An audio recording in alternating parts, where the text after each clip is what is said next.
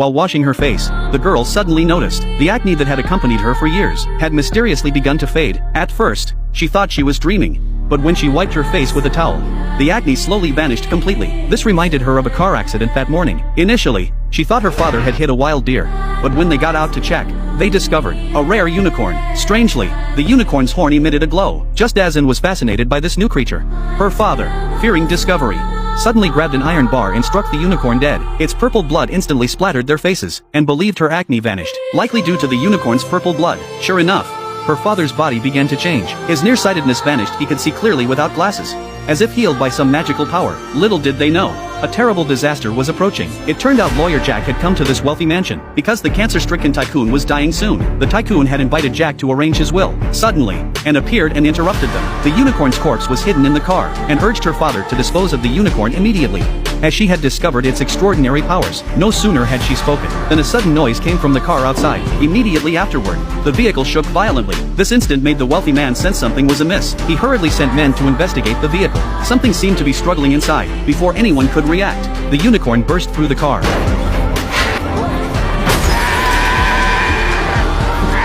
Jack never imagined the unicorn would mysteriously come back to life. Terrified, the tycoon's bodyguard shot it to silence it. With the truth exposed, Jack could no longer conceal anything. Upon hearing this, the tycoon instantly realized this unicorn might possess some kind of healing power. To verify his hunch, the tycoon had his men take them straight to the lab for a full-body examination. They eventually discovered the unicorn's blood held no value, but the horn on its head was exceptionally unique. Perhaps that horn contained the healing substance. This finding instantly thrilled the tycoon. It might be his last chance to cure his cancer. He ordered his men to grind the horn into a fine powder and injected it into his foredrip. Unexpectedly, after one bottle was administered, the tycoon's cancer miraculously vanished. He even discarded his walking stick. The unicorn's horn truly possessed healing properties, revealing a massive business opportunity to the tycoon. If all unicorn horns were turned into medicine, he could strike it rich.